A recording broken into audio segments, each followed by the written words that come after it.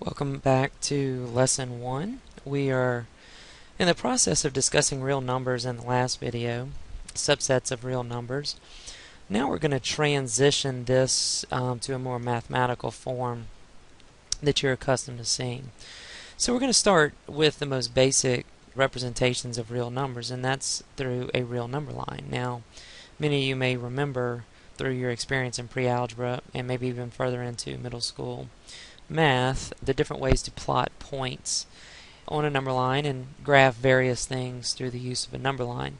The number line also gives us some real useful tools to help with adding and subtracting numbers, applying negative numbers to operations, and so the number line is a very effective tool. Now, as you can see, the number line that we have on this page, we are just representing the integers with little tick marks.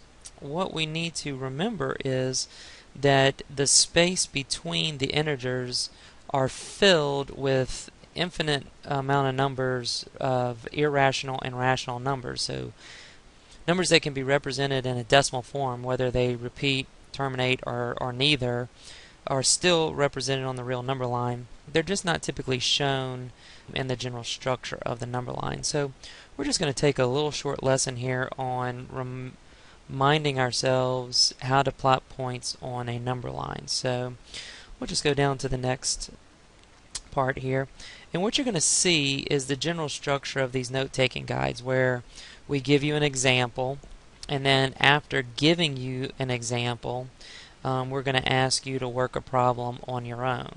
So you see example number 1, and then you can see sample problem number 1, which is a problem that you will work. Now, for this particular problem, we're just doing a basic plotting of points on a number line, and you can see that we have a variety of different types of numbers. Now, we have -4/3, we have square root of 2, and we have 2.7. Now, what I'm going to recommend to you, just for ease of plotting these points, is to start just by simply converting to decimals. That's going to give you a better sense of where the value is going to show up on the number line. So maybe if you look at the square root of 2 and you're like, I don't even really know where that should go, you can use your calculator to convert that to a decimal, find that it's roughly 1.41, and plot the value on the number line. Now, notice that that value is not labeled as 1.41. We still label it as the square root of 2. But converting it to a decimal first just to find its location is a very useful tool. Now, let me point out something here. You're going to be working with your new calculator called the TI Nspire. The TI Nspire is a very good calculator to help you with high-level math that you're going to be working with, but it takes a little practice and getting used to. It's extremely important that you try to make the effort to learn how to use the TI Nspire. It can become very useful to you on the ACT, and it can become of a huge advantage compared to students using the TI-84. So one of the nuances of the TI Nspire calculator, first of all, is just learning layout of the keypad. Now, I will be making a series of videos for specifics in relation to the calculator, but I just wanted to show you a quick and easy example here first. The first thing we're going to want to do is go to the calculator. Now, I'm going to use the keypad for everything. You can use the touchpad, which is this small, which is the mouse-looking thing in the middle of the keypad, but I'm going to use the actual keystroke. So I'm going to hit this little calculator-looking device on the left.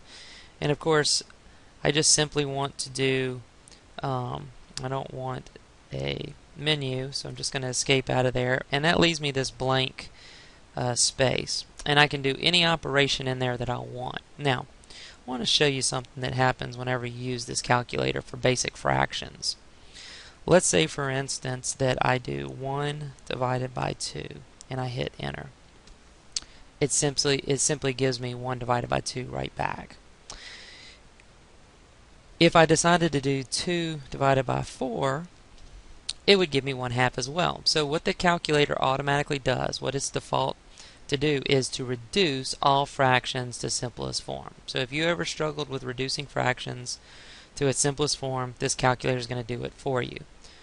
But I told you in the notes that I wanted you to get it in decimal form to make it easier to find where it's located on the number line. So if I wanted to take 1/2 or 2/4 and get it as a decimal, I need to include a decimal in my operation. So it doesn't matter where I put the decimal point. I could do 1 decimal divided by 2 and hit enter and it give me 0.5. I could do 1 divided by 2 and then hit a decimal point, and I don't have to put a 0 behind it, and it would also give me 0.5. So depending on whether you want fractions or decimals, you either leave the decimal point out or include it. So let's go back to our notes. So you can see here we have example 1. If I wanted to convert to decimals, I would put in -4/3 in my calculator, get a decimal, and plot the point. Same thing with the square root of 2. So what I want you to do at this point now is pause the video, take as much time as you need to plot the points for sample problem number 1. When you finish plotting the points for sample problem number 1, play the video again and you'll watch my demonstration of working the problem. Okay, so you should have paused the video and worked sample problem number 1. So I'm going to go ahead and do that now. So I'm going to look at this. I'm going to see square root of 7. Well, I'm not sure where that's going to be on the number line. So I'm going to come back here and I'm going to hit the square root symbol. Now it is a control, and you can see that it is a second function there, and it gives me a little box to put in. So I want to do the square root of 7. Square root of 7, and then I'm just going to hit enter. And of course, on my calculator, it just gives me right back square root of 7. So if you recall, I need to put a decimal point in the operation somewhere so that it'll give me as a decimal point. Now I know that I can't get exactly 2.64575 and on and on and on, so I just need a rough estimate of 2.6. So if I look at this, I'm going to get a rough estimate of about 2.6, but I'm not going to label it 2.6. I'm actually going to label it as the square root of 7. And so I can say that that one's done. I need to label -2, and of course that's already labeled for me through the integers. How about -7/3? Let's try that one. So I'm going to use the little negative symbol, and you can see whenever I hit a button on this program it shows a little red, highlights it with red so you can see what I just pressed. So I'm going to do -7 divided by 3, and of course I want it as a decimal, so that's -2.3. So I'm going to go -2.3 roughly, but I'm going to label it as -7/3. I have 5 halves, so if I do 5 divided by 2 in decimal, I get 2.5. Some of you may have already known that. Now of course that's going to be real close to my square root of 7, so I'm going to label that below so it doesn't get confusing. And then last but not least, I have 0.75, and since it was given to me as 0.75, I'm going to label it as 0.75. And so we've labeled all of our points on the number line. Very good. Now let's look at part B. In part B, they want us to order the actual temperature. So go ahead and pause the video at this point and go ahead and work the problems, and then when you finish working the problems, play the video to see the demonstration. Okay, for part B, we're going to be ordering the temperatures from least to greatest. Very important that you read the language and understand what that means. So we want to put our smallest temperatures first and then go to the highest temperatures. So we're going to start with -2. And sometimes I find when I'm ordering something like this, I find that it's useful to scratch out the ones that I've already used. Then 0 degrees Fahrenheit. Then we have 3 degrees Fahrenheit, 6 degrees Fahrenheit, and then lastly 7 degrees Fahrenheit, and we've labeled the temperatures from least to greatest. Now we need to tell how many temperatures were at or below 0 degrees.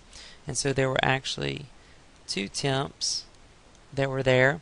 And if I wanted to actually show that set of numbers, I would use the little brackets. So we had -2 degrees and we had 0 degrees. And for mathematical purposes, we're probably not going to put the degree value in there with it.